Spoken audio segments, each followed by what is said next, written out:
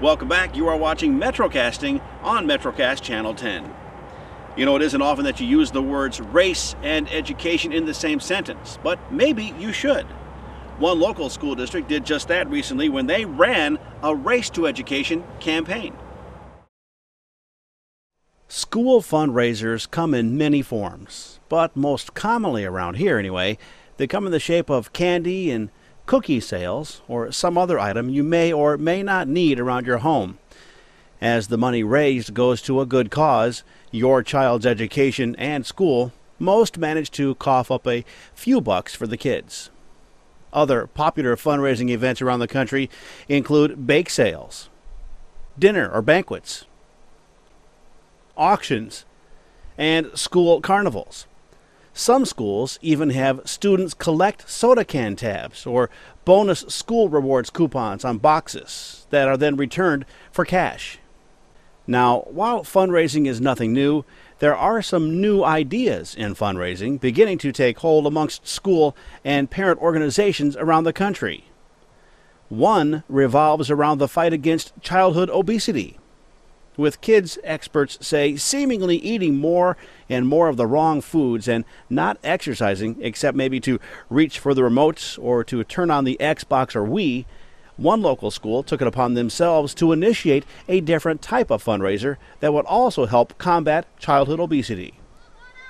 On one recent very windy fall day, Berwick's Salem Elementary School parent group, Sesame, kicked off their first ever, rather unique and active fundraising event they called the Race for Education. What the day entailed was a creative hour of walking or running around the school's playground for every kid in the school. Using cones, age-appropriate courses were set up for students and teachers to use in order to get in a few laps. Sometimes they walked or ran forward. Sometimes they walked or ran backwards. And sometimes they had to navigate the course in other ways, such as by walking like a duck. However they managed to make it around the course, though, everyone, as you can see, had a great time. Tara Scott and Heidi Albertson were just two of the many parents behind the event, and they said the money raised will go back into the school in various ways. Playground equipment, classroom parties, field trips, anything that the children need.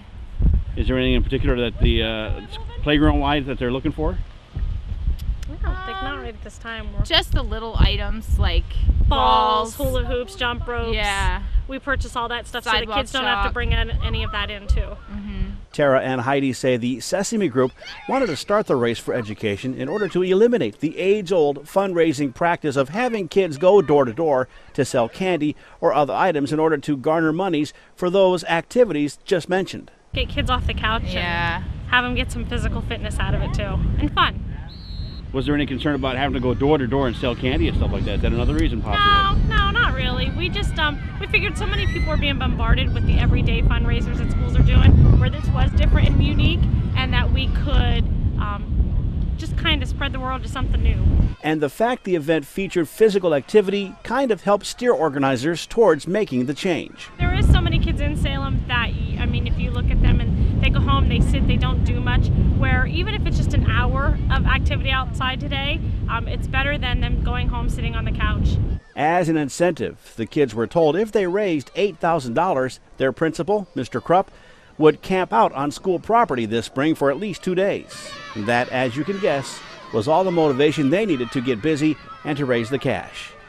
And at last check, that $8,000 goal was coming within reach, meaning our MetroCast cameras may have to do a follow-up story to catch Principal Krupp paying up.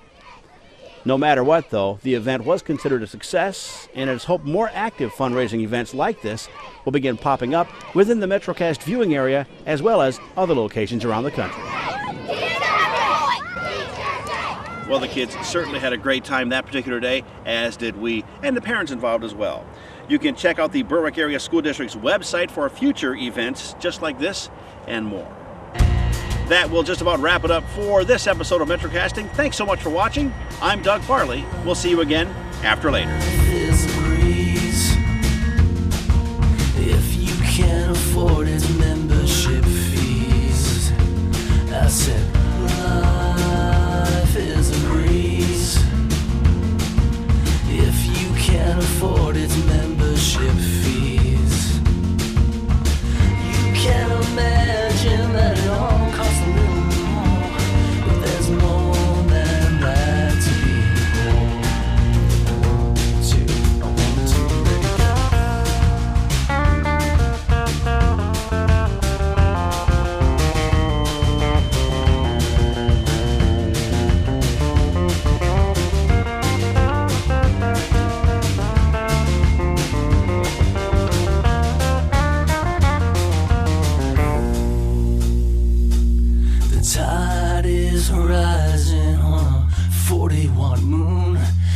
cheap shoes are burning with something to prove.